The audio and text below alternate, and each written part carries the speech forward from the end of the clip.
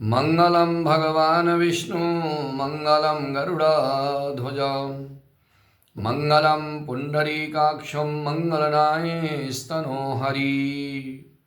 माघ मास महात्म की कथा बहुत ही पावन कथा है। मैं आपको माघ मास महात्म की 7वीं अध्याय कथा को सुनाने जा रहा हूँ।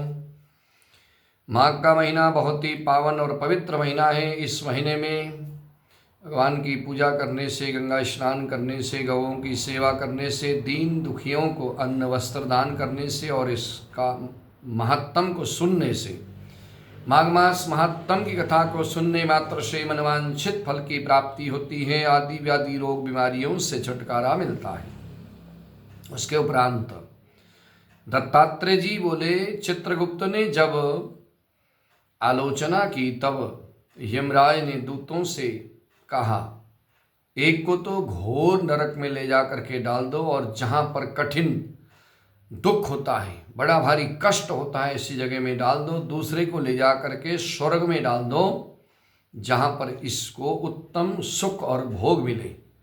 आज्ञा पा करके दूतों ने कहा कि हे राजेंद्र, बड़े भाई को तो रौरव आदि नरक में ले जाकर फेंक दिया और छोटे भाई को उत्तम दूत बुला करके विकुंडल को मेरे साथ स्वर्ग में चलकर अपने कर्मों को किए हुए दिव्य भोगों को भोगो, इस तरह से उनको कहा।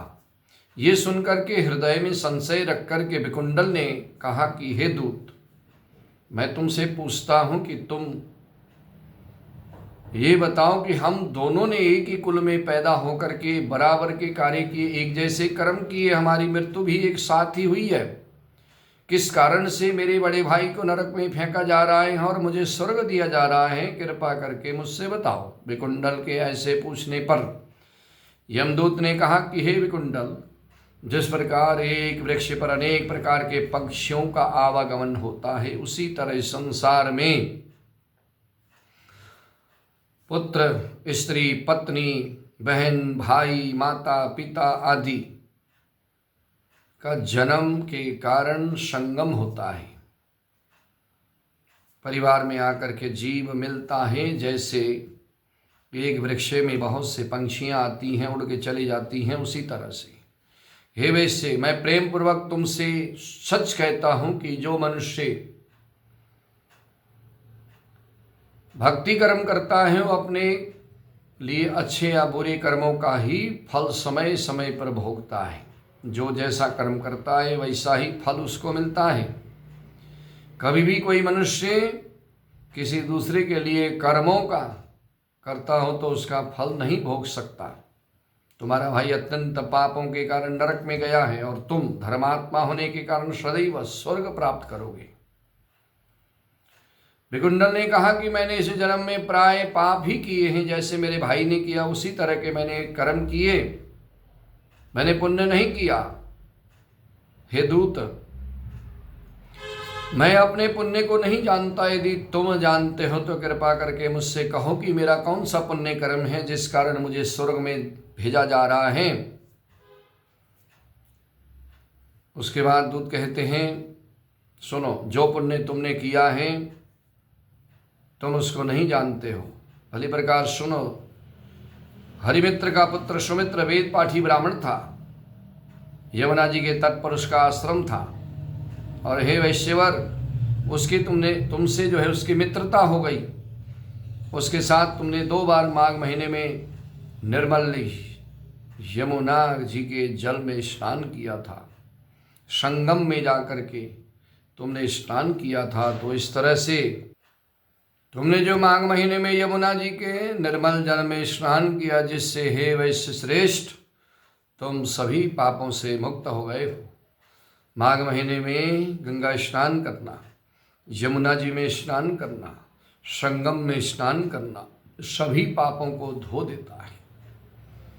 तुमने स्वर्ग को प्राप्त किया, इसीलिए तुम इस पुण्य के प्रभाव से स्वर्ग में चिरकाल तक आनंद भोगोगे। तुम्हारा भाई नरक में यमराज की यातना को, दुख को सहेगा, असी पत्र में काटा जाएगा और मुदगरों से ताड़ित किया जाएगा, चट्टान पर पिसा जाएगा, नाना प्रकार के अंगारों में चलना पड़ेगा। दत्तात्रेय जी बोले, इस तरह दूत की बात सुन करके वो जो है अपने भाई के दुख से दुखी हुआ। उसका शरीर पुलकायमान हो गया। नम्रतापूर्वक दुखी होकर के उसने मधुर वाणी से देवदूत से कहा कि साधुओं के साथ सात पग चलने वाली मित्रता श्रेष्ठ फलदायिनी होती है। अतः मित्र प्रेम को सोचकर तुम मुझ पर कृपा करो। मैं तुम्हारे साथ कुछ समय से चलकर वार्ता कर रहा हूँ, तो मेरे ऊपर दया करो। हे सर्वज्ञ, तुमसे मैं सब सुनना चाहता हूँ। कृपा करके कहो कि किस कर्म से मनुष्य यमलोक को नहीं देखते, किस कर्म से मनुष्य को यमराज की यातना नहीं भोगनी पड़ती तथा बुरी गति को नहीं जाना पड़ता, पाप योनि में नहीं जाना पड़ता। कौन से ऐसे कर्म हैं जिसको करने से नरक की यातना नहीं भोगनी पड़ती, स्वर्ग में जाने का अवसर मिलता है। कृपा करके मुझसे कहो।